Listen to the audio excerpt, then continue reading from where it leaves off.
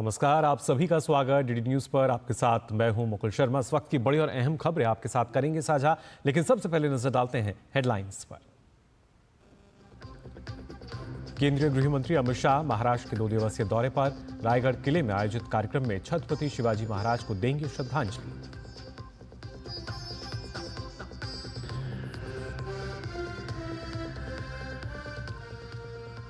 Kishtwar encounter में सुरक्षा बलों को मिली बड़ी सफलता।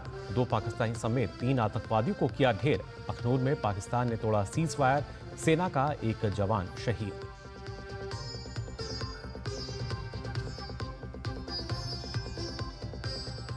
आगरा में करनी सेना की स्वाभिमान रैली को लेकर सुरक्षा के कड़े इंतजाम। सपा सांसद रामजीलाल सुमन के विवादित बयान के विरोध में हो रही है रैली।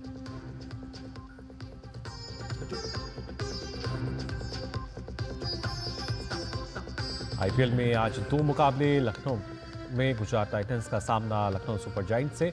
वहीं हैदराबाद में सनराइजर्स हैदराबाद और पंजाब किंग्स के बीच होगी भिड़ंत।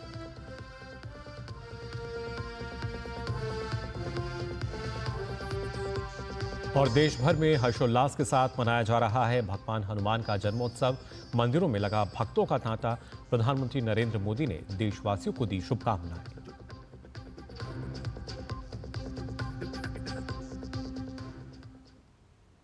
और आइए अब खबरें देखते हैं विस्तार से। आपको बता दें, केंद्रीय गृह एवं सहकारिता मंत्री अमित शाह आज से महाराष्ट्र के 2 दिवसीय दौरे पर हैं। इस दौरान वह रायगढ़ किले में छत्रपति शिवाजी महाराज को श्रद्धांजलि देंगे और विभिन्न कार्यक्रमों में भाग लेंगे। अमित शाह शिवाजी के समाधि स्थल के जीर्णोद्धार के शताब्दी समारोह में शिरकत करेंगे। कार्यक्रम में मुख्यमंत्री देवेंद्र फडणवीस, उप मुख्यमंत्री अजित पवार के भाग लेने की भी उम्मीद है। इसके बाद गृह मंत्री गुजराती साप्ताहिक चित्रलेखा के 75वें स्थापना दिवस समारोह में हिस्सा लेंगे। ये कार्यक्रम वेस्ट मुंबई स्थित मुकेश पटेल ऑडिटोरियम में आयोजित होगा। खबर जम्मू कश्मीर से, जहां किश्तवाड़ में चल रही मुठभेड़ में सुरक्षा बलों को बड़ी सफलता मिली है। किश्तवाड़ के छतरू में चल रहे ऑपरेशन में सुरक्षा बलों ने 2 और पाकिस्तानी आतंकवादियों को मार गिराया है। सोशल मीडिया पर भारतीय सेना के व्हाइट नाइट कोर ने पोस्ट करके ये जानकारी दी। इस तरह ढेर हुए आतंकियों की संख्या बढ़कर 3 हो गई। मारे गए एक आतंकी की पहचान जैश-ए-मोहम्मद के आतंकी सैफुल्लाह के रूप में हुई है। बाकी 2 आतंकियों की शिनाख्त अभी नहीं हुई है। सैफुल्लाह जम्मू कश्मीर में आतंकी गतिविधियों को अंजाम देता था। वो लंबे समय से किश्तवाड़ और डोडा क्षेत्रों में सक्रिय था और सुरक्षा बलों की नज़र में था, जिस पर कुछ महीने पहले पुलिस ने 5 लाख रुपए का इनाम भी रखा था। मुठभेड़ स्थल से एक AK-47 और एक M4 राइफल सहित बड़ी मात्रा में युद्ध संबंधी सामान बरामद किया गया है। फिलहाल ऑपरेशन जारी है। दरअसल 9 अप्रैल को किश्तवाड़ जिले के छतरू के जंगलों में सुरक्षा बलों और आतंकवादियों के बीच उस समय गोलीबारी शुरू हुई, जब संदिग्ध गतिविधियों के बाद सुरक्षा बलों ने इलाके में सर्च ऑपरेशन चलाया।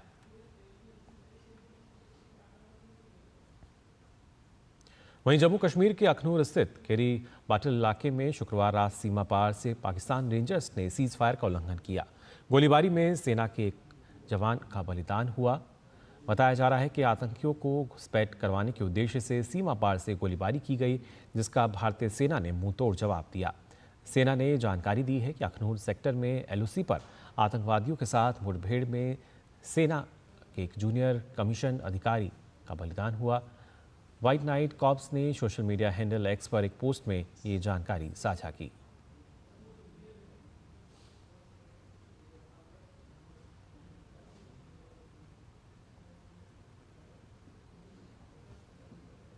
खबरों में आगे बढ़ते हैं। आपको बता दें, उत्तर प्रदेश के आगरा में आज करनी सेना की प्रस्तावित स्वाभिमान रैली को लेकर सुरक्षा के कड़े इंतजाम किए गए हैं।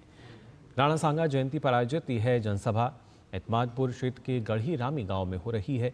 इसमें शामिल होने के लिए शुक्रवार रात से ही अलग अलग जिले और शहरों से लोग पहुंचने शुरू हो गए हैं। इस रैली के लिए लगभग 50,000 स्क्वायर मीटर के खेत को समतल कर सभा स्थल में तब्दील किया गया और हजारों की संख्या में लोगों के पहुंचने की संभावना है। दरअसल सपा के राज्यसभा सांसद रामजीलाल सुमन द्वारा राणा सांगा को लेकर दिए गए बयान पर विवाद गहराता जा रहा है। इसी बयान के विरोध में इस जनसभा का आयोजन किया जा रहा है।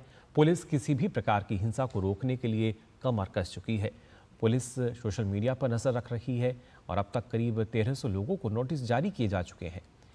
एक company rapid action force, NARF, 8 company PAC और बड़ी संख्या में उत्तर प्रदेश पुलिस के जवान और अधिकारी सभा स्थल से लेकर सोहन के घर तक के पूरे रूट पर तैनात किए गए हैं। कुबेरपुर के गढ़ी रामी क्षेत्र में एक हिंदू सनातन सभा की अनुमति ली गई है आयोजकों द्वारा और जनसभा स्थल पर भारी संख्या में लोगों के आने की संभावना है, जिसको लेकर पुलिस ने भी अपना मजबूत प्रबंधन वहां पे तैयार किया है। पूरे सिटी जोन आगरा को किसी भी कानून व्यवस्था की बिगड़ने की स्थिति से स्वतंत्र रखने के लिए 3 लेयर की सिक्योरिटी बनाई गई है और माननीय सांसद जी के आवास के निकट भी मजबूत सुरक्षा का घेरा तैयार किया गया है। देश भर में आज श्री हनुमान प्राकट्योत्सव मनाया जा रहा है। इस पावन मौके पर भक्त भगवान हनुमान जी के दर्शन और पूजन के लिए मंदिरों में भारी संख्या में पहुंच रहे हैं। इस अवसर पर अयोध्या स्थित श्री राम जन्मभूमि और हनुमानगढ़ी के मंदिर को विशेष रूप से सजाया गया है। भक्ति के रस में डूबे श्रद्धालु जय श्री हनुमान के नारे भी लगा रहे हैं। इन 4 तस्वीरों में आप देख सकते हैं न सिर्फ श्री हनुमानगढ़ी मंदिर अयोध्या, इसके अलावा कर्नाटका की अगर बात की जाए तो यहाँ श्री कोनेटी हनुमान मंदिर, दिल्ली की अगर बात की जाए तो यहाँ भी आप देख सकते हैं किस तरीके से लगातार मरघट वाले हनुमान मंदिर में जो भक्त हैं वो पहुँच रहे हैं। साथ ही मध्य प्रदेश की हम बात करें तो यहाँ भी हनुमान मंदिर जामसावली में भी लगातार जो भक्त हैं वो पूजा अर्चना करने के लिए पहुँच रहे हैं। इसी कड़ी में अगर खासतौर से अगर बात की जाए दिल्ली के कनॉट प्लेस स्थित प्राचीन हनुमान मंदिर की, तो यहाँ सुबह से ही भक्तों की लंबी कतारें देखने को मिल रही हैं।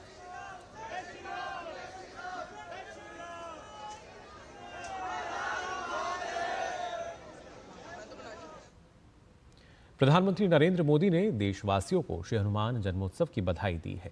अपने सोशल मीडिया प्लेटफॉर्म X पर पोस्ट करते हुए पीएम मोदी ने कहा कि देशवासियों को हनुमान जयंती की ढेरों शुभकामनाएं। संकट मोचन की कृपा से आप सभी का जीवन सदैव स्वस्थ, सुखी और संपन्न रहे, यही कामना है।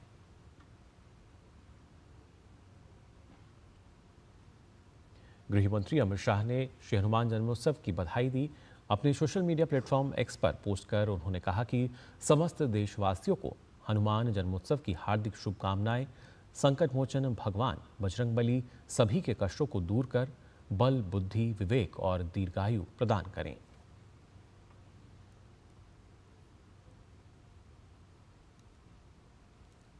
वहीं दिल्ली की मुख्यमंत्री रेखा गुप्ता ने हनुमान जयंती के अवसर पर करोल बाग स्थित संकट मोचन धाम सिद्ध हनुमान मंदिर में पूजा अर्चना की।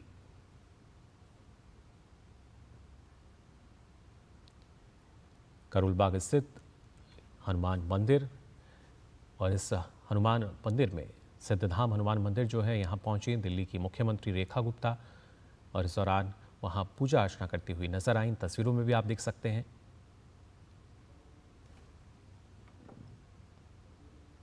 श्री हनुमान जन्मोत्सव के पावन अवसर पर आज देश भर के मंदिरों में विशेष पूजा अर्चना हो रही है। श्रद्धालु श्री राम भक्त हनुमान जी की आराधना के लिए सुबह से ही मंदिरों में एकत्रित हो रहे हैं। मंदिरों में जय श्री राम और बजरंगबली की जय के गगनभेदी जयकारे गूंज रहे हैं। दिल्ली स्थित प्रसिद्ध हनुमान मंदिर में भी आज तड़के से ही भक्तों का तांता लगा हुआ है। देखिए डीडी न्यूज की संवाददाता डॉक्टर सूर्य शर्मा की ये रिपोर्ट। सजाया गया है चमेली के फूलों से और साथ ही में आप देखिए बच्चे, बुजुर्ग, युवा सभी लोग यहाँ पर आ रहे हैं और सिर्फ एक झलक पाने के लिए हनुमान जी की उनसे प्रार्थना कर रहे हैं कि उनके जीवन में जितने भी दुख और संकट हैं वो सारे दूर हो जाएं। आप देखिए दर्शन हो गए जी। बड़ी ताकत है भगवान श्री हनुमान जी में, बहुत बड़ी। 1996 से हर हफ्ते आता हूँ, हर शनिवार आता हूँ मैं। देखिए यहाँ भक्तगण सुबह 4 बजे से लाइन में लगे हुए हैं, लेकिन उसके बाद भी चेहरे पर थोड़ी सी शिकन नहीं। और आप मेरे पीछे कीर्तन सुन रहे हैं जय श्री राम, जय श्री राम। यहाँ मंदिर के अध्यक्ष हमारे साथ हैं, हम उनसे भी जानना चाहेंगे। जय श्री राम। जय श्री राम। आज मंदिर में अलग ही छटा दिखाई दे रही है। हनुमान जी का जन्मोत्सव है, कहते हैं जो मांगे वो मिल जाता है। क्या कुछ आज तैयारियां की गई हैं हनुमान जी के जन्मोत्सव को लेकर मंदिर प्रांगण में? आज हनुमान जी का जन्मोत्सव मनाया जा रहा है। आज 12 बजे उनका जन्म मनाया जाएगा और आरती की जाएगी। आज मंदिर 4-5 बजे तक खुला रहेगा। मंदिर 4-5 बजे तक खुला रहेगा। जय श्री राम के जयकारे लग रहे हैं। 12 बजे यहाँ आरती की जाएगी और उससे बाद भक्तगणों और श्रद्धालुओं को प्रसाद वितरण किया जाएगा। यहाँ मंदिर के पुजारी जी भी हमारे साथ हैं, हम उनसे भी आज के महत्ता के बारे में जानना चाहेंगे। पुजारी जी, आज जन्मोत्सव है हनुमान जी का, क्या कुछ आज की मान्यता है? और कहते हैं कि आज के दिन अगर प्रभु हनुमान जी से जो भी मांगा जाता है वो पूरा हो जाता है। बल की आवश्यकता है तो भी हनुमान जी की आराधना करें, बुद्धि की आवश्यकता है तो भी हनुमान जी की आराधना करें, और विद्या की आवश्यकता है तो भी हनुमान जी की आराधना करें। तो आज सभी लोग हनुमान जी की आराधना करें। हनुमान जी का जन्मोत्सव है, या सभी के लिए कल्याणकारी हो, यही हम कामना करते हैं। बोलिए हनुमान जी महाराज की जय। जन्मोत्सव को लेकर क्या कहना? समस्त देशवासियों को श्री हनुमान जी महाराज के जन्म उत्सव की हार्दिक शुभकामनाएं। सुबह रात्रि 12 बजे से मैं देख रहा हूँ भक्तों का तांता लगा पड़ा हुआ है। अपना सब संकट और अपने आराध्य हनुमान जी महाराज का जन्म उत्सव मनाने के लिए जैसे भीड़ अपना हुजूर उमड़ा हुआ है, तो सब चाहते हैं बाबा हमारा सुख शांति, हमारे बाबा का जन्मदिन है, तो जन्मदिन हर्षोल्लास के साथ देखिए जयकार और घोष के साथ मना रही जनता। देश भर में जितने मंदिर हैं, चाहे घरों में भी सुबह से ही राम भक्त हनुमान की पूजा अर्चना चल रही है। सभी प्रभु से ये कामना कर रहे हैं कि उनके जीवन में खुशियां आए। कैमरा पर्सन मोंची के साथ मैं doctor Suresh Sharma, DD news, Delhi. और फिलहाल बुलेटिन में हम यहाँ रुक रहे हैं एक छोटे से ब्रेक के लिए, जल्द लौटते हैं।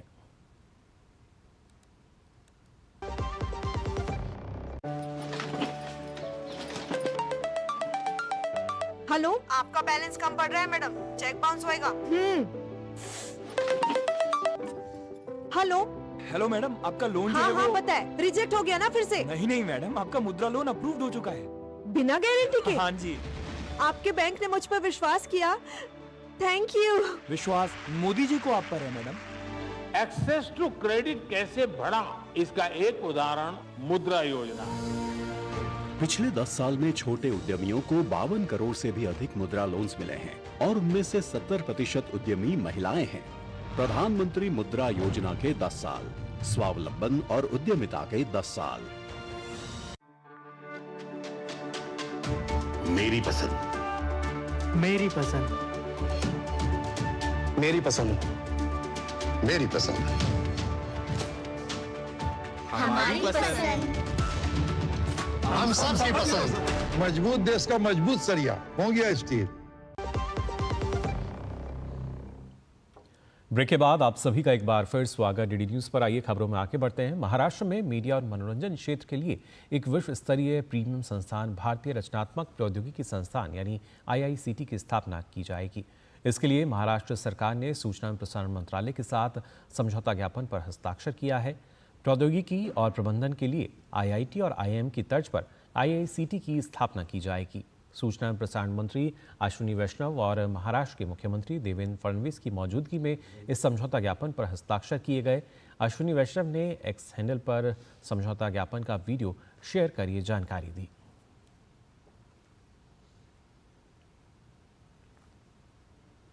आज के दौर में डिजिटल सुरक्षा उतनी ही ज़रूरी है जितनी कि घर की चार दीवारी।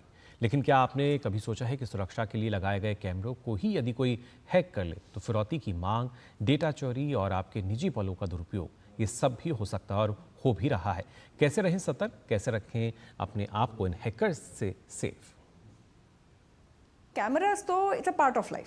फ़ोन पे तो थे ही, अब तो आ गए हैं जीवन में हर जगह। ये हमारी रिस्पॉन्सिबिलिटी है, जब हम उसको लेते हैं उसका पासवर्ड भी हम सेट करें, उसके पासवर्ड को डिफ़िकल्ट रखें, उसके बाद उसके जो फर्मवेयर आ रहे हैं उसको पैच भी करें, जिस नेटवर्क से वो कनेक्टेड है दूसरे सिस्टम से उस नेटवर्क को भी प्रोटेक्ट करें। उस सिस्टम में जब उसकी आती है कोई वीडियो फुटेज, उस फुटेज को भी हम इनक्रिप्ट करें। आप ये नहीं कह सकते कि हैक हो गया, चोरी हो गया, डेटा चला गया, कॉम्प्रोमाइज़ हो गया, सॉरी ये मेरी जिम्मेदारी नहीं थी as a customer, as a client, as a patient, ये आप ही की जिम्मेदारी थी। तो आप ही का ये एक ड्यूटी बनती है towards your client and customer to protect my data. घर की सुरक्षा के तमाम इंतजाम करने के बावजूद कई ऐसे मामले सामने आए हैं जहां सुरक्षा के लिए लगाई गई डिवाइसेस ही खतरे का कारण बन गई। हम आपको दिखाएंगे कि कैसे आप अपनी डिवाइसेस को दूसरों के हाथों का मोहरा बनने से बचा सकते हैं। जानने के लिए ज़रूर देखिए हमारा विशेष कार्यक्रम साइबर अलर्ट आज रात 9 बजे सिर्फ DD न्यूज़ पर। नए नए तरीके अपनाकर आपको फंसाने का प्रयास कर रहे हैं ये साइबर अपराधी। उन्होंने पूरे इंडिया के कई CCTVs हैक करके ये पूरा डेटा लिया था। हर जगह जिस भी इंस्टीट्यूशन ने डिप्लॉय किए हैं cameras, it is all the responsibility of the company deploying that camera. एक दिन मेरे पास एक कॉल आई, आपके यहाँ पे गैस की पाइपलाइन पड़ने वाली है, अपना आपको केवल 5 रुपए जमा कराने हैं। तो आप ज़रूर देखें जानने के लिए साइबर अलर्ट। अब आइए आगे बढ़ते हैं। आपको बता दें केंद्रीय वित्त एवं कॉर्पोरेट मामलों की मंत्री श्रीमती निर्मला सीतारमण ने शुक्रवार को वियना में भारतीय समुदाय को संबोधित किया। केंद्रीय वित्त मंत्रालय ने सोशल मीडिया प्लेटफॉर्म एक्स पर अपने हैंडल पर ये जानकारी साझा की। वित्त मंत्रालय ने बताया कि अपने संबोधन में केंद्रीय वित्त मंत्री ने ऑस्ट्रिया में भारतीय प्रवासियों की मजबूत भूमिका की सराहना की और भारतीय विकास की कहानी में भारतीय उद्यमियों की महत्वपूर्ण भूमिका और स्टार्टअप, फिनटेक, हरित प्रौद्योगिकी और पर्यावरण अनुकूल शहरी गतिशीलता जैसे नए क्षेत्रों में भारतीय और ऑस्ट्रेलियाई व्यवसायों के बीच सहयोग की संभावना पर जोर दिया। इस मौके पर वित्त मंत्री निर्मला सीतारमण ने प्रवासी भारतीयों के लिए भारत सरकार द्वारा किए जा रहे निरंतर प्रयासों पर प्रकाश डाला ताकि यह सुनिश्चित किया जा सके कि भारतीय विकास की कहानी की सराहना की जाए और निकट संपर्क के माध्यम से इसे आगे बढ़ाया जाए।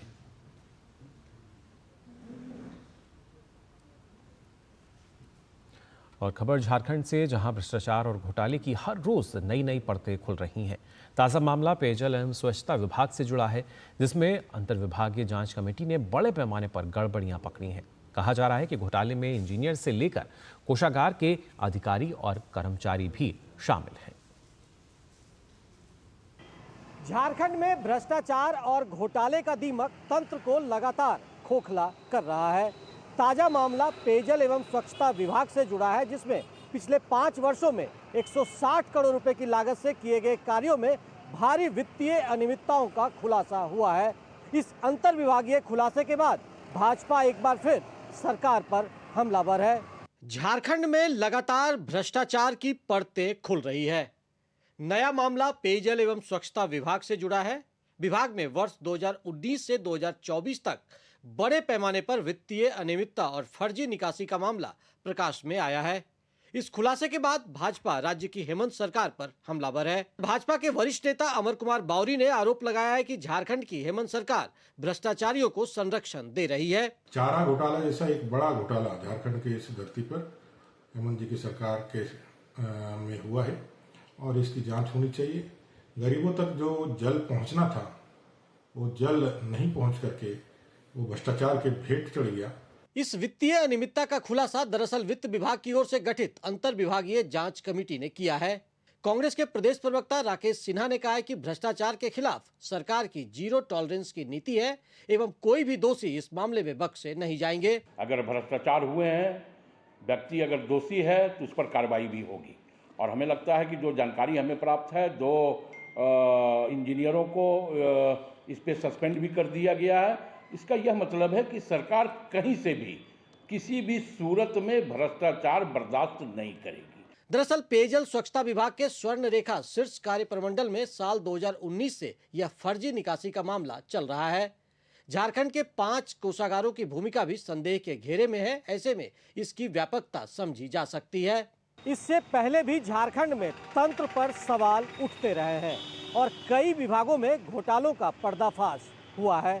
हर घर नल जल योजना में भी घोर अनियमितता का मामला उजागर हुआ है। एक तरफ जहां प्यास से लोगों के हलक सूख रहे हैं, वहीं जनता की गाढ़ी कमाई को कुछ लोग डकार रहे हैं, जो सरकार की कार्यशैली पर भी सवाल खड़े कर रहा है।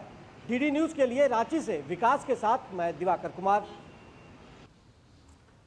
देखना होगा इस नए घोटाले में भी कौन से नए नाम सामने निकल कर आते हैं। वहीं वैश्विक आर्थिक चुनौतियों के बावजूद भारत में निवेशकों का मजबूत विश्वास कायम है। दरअसल नेशनल स्टॉक एक्सचेंज द्वारा दी गई ताज़ा जानकारी के अनुसार NSE पर कुल निवेशक खातों की संख्या बढ़कर 22 करोड़ से अधिक हो गई है। इसमें बीते 6 महीने में 2 करोड़ से अधिक नए निवेशक जुड़े हैं। 31 मार्च 2025 तक NSE पर यूनिक रजिस्टर्ड इन्वेस्टर्स की संख्या 11.3 करोड़ हो गई है। ये आंकड़ा 20 जनवरी 2025 को 11 करोड़ पर था। महाराष्ट्र में निवेशक खातों की संख्या सबसे अधिक 3.8 करोड़ है, जिसके बाद उत्तर प्रदेश, गुजरात, राजस्थान और पश्चिम बंगाल का स्थान है। इन राज्यों का संयुक्त योगदान कुल खातों में करीब 49% है। बेंचमार्क निफ्टी 50 सूचकांक ने पिछले 5 वर्षों में 22% का मजबूत वार्षिक रिटर्न दिया है, जबकि निफ्टी 500 सूचकांक ने करीब 25% का वार्षिक रिटर्न दिया है। एनएसई का इन्वेस्टर्स प्रोटेक्शन फंड यानी आईपीएफ 31 मार्च 2025 तक सालाना आधार पर 23% से अधिक बढ़कर 2,459 करोड़ रुपए हो गया। ये उछाल तेज डिजिटल ट्रांसफॉर्मेशन और मोबाइल ट्रेडिंग के बढ़ते माना जा रहा है, जिससे टियर 2, 3 और टियर 4 शहरों के निवेशकों के लिए पूंजी बाजार में पहुंच अधिक आसान हो गई है। 31 मार्च 2025 तक एनएसई में सूचीबद्ध कंपनियों की कुल संख्या 2,720 थी। अमेरिकी राष्ट्रपति डोनाल्ड ट्रंप के विशेष दूत स्टीव विटकॉफ ने रूस के सेंट पीटर्सबर्ग में रूस के राष्ट्रपति पुतिन से मुलाकात की। दोनों के बीच हुई इस मुलाकात में यूक्रेन की स्थिति पर विचार विमर्श किया गया और शांति स्थापना को लेकर चर्चा हुई। इस दौरान ट्रंप और पुतिन की मुलाकात के कार्यक्रम पर भी चर्चा हुई। इस बीच वॉशिंगटन में अमेरिका के राष्ट्रपति डोनाल्ड ट्रंप का अहम बयान सामने आया है, जिसमें ट्रंप ने कहा है कि यूक्रेन में युद्ध विराम पर रूस तेजी से काम कर रहा है। वहीं पुतिन से मुलाकात से पहले विटकॉफ की पीटर्सबर्ग में पुतिन के निवेश मामलों के दूत किरिल दिमित्रियेव के साथ वार्ता हुई। इसके बाद विटकॉफ ने राष्ट्रपति पुतिन से मुलाकात की। विटकॉफ अमेरिका और रूस के संबंधों को पटरी पर लाने के सिलसिले में अहम व्यक्ति बनकर उभरे हैं। ट्रंप के विश्वास पात्र के रूप में वह रूस के साथ ही यूक्रेन के भी संपर्क में है, लेकिन उनकी रूस यात्रा से किसी बड़े परिणाम की उम्मीद नहीं की जा रही है। ट्रंप के दूत के रूप में विटकॉफ की पुतिन से तीसरी मुलाकात थी। ये मुलाकात सीरिया से रूस समर्थित असद सरकार के गिरने, रूस समर्थित ईरान के अमेरिका के साथ तनाव, अमेरिका चीन के बीच जारी ट्रेड वॉर, यूक्रेन युद्ध के बीच हुई है।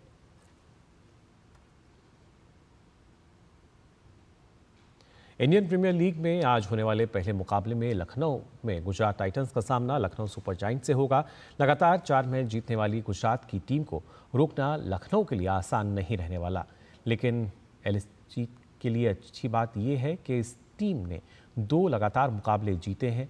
लखनऊ में परिस्थितियां तेज गेंदबाजों के अनुकूल नहीं होंगी। ऐसे में किसी एक पेसर की जगह पर गुजरात की टीम वॉशिंगटन सुंदर को प्लेइंग 11 में शामिल कर सकती है।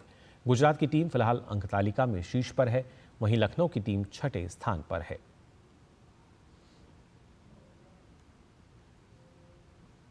आईपीएल के दूसरे मुकाबले में आज सनराइजर्स हैदराबाद का सामना पंजाब किंग्स से होगा। ये मैच हैदराबाद में खेला जाएगा। एसआरएच ने पहला मैच जीतने के बाद लगातार 4 मैच हारे हैं। हैदराबाद टीम का आक्रामक तेवर इस बार काम नहीं आया और टीम को अपने शीर्ष क्रम से उम्मीदों के अनुरूप शुरुआत नहीं मिली है। वहीं पंजाब किंग्स ने इस सीजन में अच्छा प्रदर्शन किया है। पंजाब किंग्स ने अब तक खेले गए 4 मुकाबलों में से 3 में जीत दर्ज की है।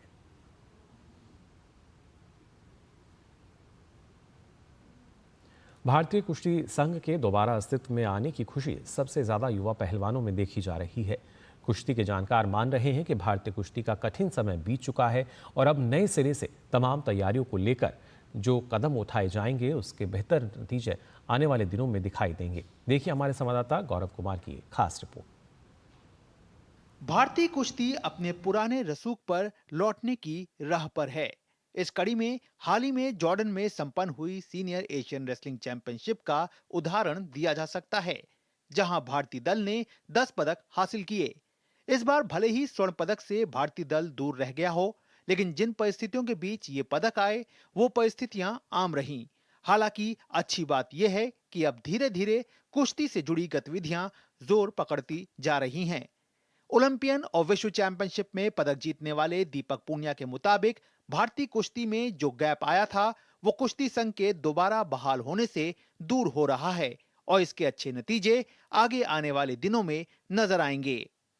अभी काफ़ी चेंज हुआ है और जो अभी फेडरेशन से सस्पेंशन हटा है तो टूर्नामेंट स्टार्ट भी हुए हैं, तो अभी आगे भी ऐसे ही हम ऐसी होप करते हैं कि आगे भी मतलब कंटिन्यू हमारी टीम बाहर जाती रहे, हमें एक्सपीरियंस मिलते रहे, ताकि हम मतलब अपनी रेसलिंग के बीच में वो गैप ना आने दें ओलंपिक तक। वहीं भारतीय कुश्ती में अलग स्थान रखने वाले कुश्ती कोच ललित कुमार के मुताबिक अब नई पौध को एक बार फिर से सही दिशा मिलेगी। भारत सरकार ने जो निर्णय लिया है अपने जो है खेल मंत्रालय ने कि भारतीय कुश्ती संघ को पूरी तरह स्वतंत्र रूप से काम करने दिया जाए, इसका जो है मैं कह रहा हूँ पहलवानों में जो है बहुत अच्छा असर देखने को मिला, क्योंकि पहलवानों के अंदर एक ही कन्फ्यूज़न रहता था कि हम जो कंपटीशन लड़ेंगे वो हमारा जैसे नेशनल होते हैं कुछ, कि वो हमारा आगे कहीं काम आएगा कि नहीं आएगा। वो इसी कन्फ्यूज़न में रहते थे कि हम लड़ें, कभी देखा तो वो सर्टिफिकेट काम नहीं आ रहा किसी नो सर्विस में या कहीं एडमिशन में, क्योंकि वो कहते हैं वही जो है WFI को अभी जो है स्पोर्ट्स मिनिस्ट्री ने अप्रूवल नहीं दे रखा है, एफिलिएशन नहीं दे रखा है। तो इसका जो है अब जैसे कि पूरी तरह स्वतंत्र WFI काम करेगा, अब सारे पहलवानों में और सब में कोचिज में भारतीय कुश्ती में खुशी की लहर है। चलो भाई दोबारा जैसे पहले काम होता था, भारतीय कुश्ती जिस तरह काम करती थी भारतीय कुश्ती संघ उसी तरह दोबारा काम करेगा। अगले साल एशियन गेम्स और इससे पहले कुश्ती की बड़ी प्रतियोगिता विश्व चैंपियनशिप है। ऐसे में कुश्ती के कैंप्स का लगना, खिलाड़ियों को टूर्नामेंट खेलने का एक्सपोजर मिलना और मानसिक तौर पर उनकी मजबूती का आधार तैयार होना जरूरी टॉनिक के रूप में सामने होती है, जिसके मिलने की रोशनी से कुश्ती का अखाड़ा एक बार फिर गुलजार हो गया है। तो कुल मिलाकर कह सकते हैं कि भारतीय कुश्ती के लिए अब एक नई तस्वीर जो है वो निकल करके सामने आएगी और ये भी कहा जा सकता है कि भारतीय कुश्ती का एक पुनर्जन्म हुआ है। ज़रूरत बस इस बात की है कि इस पुनर्जन्म को भारतीय कुश्ती के जो देखरेख करने वाले हैं वो भी सही तरीके से रखें और साथ ही साथ पहलवान जो हैं वो भी अपने खेल पर फोकस करके देश को आगे बढ़ाने का काम करें। कैमरामैन अनिकेत के साथ मैं गौरव कुमार, DD न्यूज़, दिल्ली। तो फिलहाल के लिए इस बुलेटिन में बस इतना ही, लेकिन देश और दुनिया की तमाम खबरों के लिए आप देखते रहिए DD न्यूज़। मुझे दीजिए अनुमति, नमस्कार।